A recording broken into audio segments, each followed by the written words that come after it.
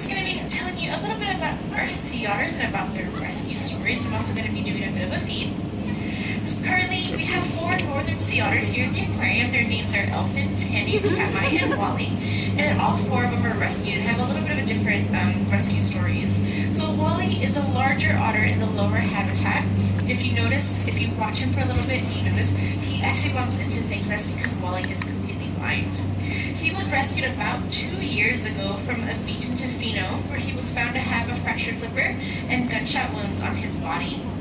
He was brought to our Marine Mammal Rescue Center, where he was treated and rehabilitated by our rescue staff, but was ultimately deemed non-releasable due to the fact that he is blind. Luckily, though, we are able to provide him with a permanent home here at the Vancouver Aquarium, and we're very happy to have him.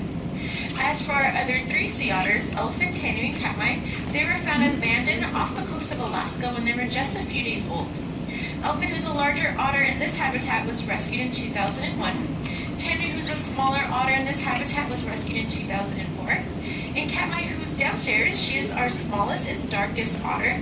She was rescued in 2012. Now, we're not really sure what happened to their mothers, but thankfully we were able to step in and care for them when their mothers couldn't, and help them become the otters that you see in front of you today.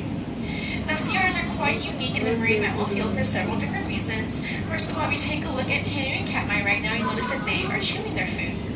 Otters are one of the few marine mammals that actually chew their food, and they're the only marine mammals in the aquarium that do so. Otters will also use tools to collect and crack into their food. In the ocean, they'll float on their backs and use their bellies like a dinner plate, and will use rocks the same way that we use knives. They've even been seen using a rock to hammer 45 times in 15 seconds at an abalone to try to dislodge it from a rock face. When they're done with their meal, they have a pocket under their armpit where they can store their rock or any food that they may still have. Otters don't only use tools for food, they also use them to help care for their pups. In the ocean, a mother otter will take a piece of seaweed and wrap it around her pup like a seaweed seatbelt so that it doesn't float away while she's off hunting.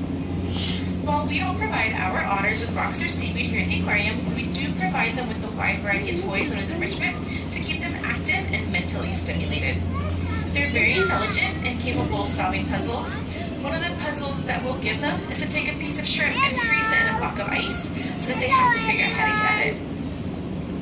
Eating is a big important part of an otter's life, but it can get messy, and their fur is their greatest defense against the cold water that they live in, so it's really important to keep it clean. Some scientists suggest that an otter's life can be divided into 3 parts: 1/3 eating, 1/3 grooming, and 1/3 doing everything else.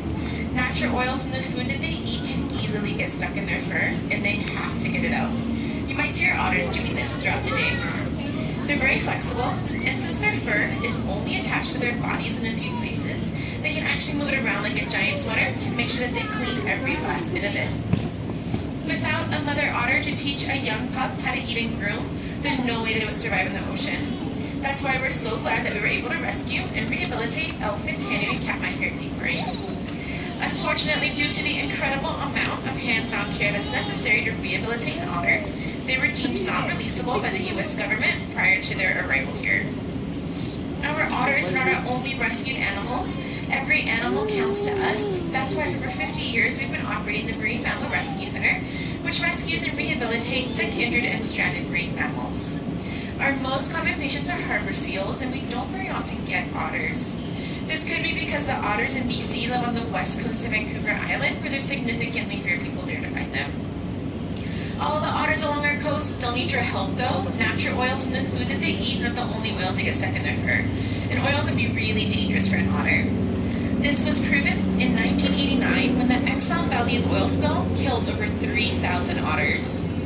We can all help protect otters from oil by trying to use less of it in our everyday lives.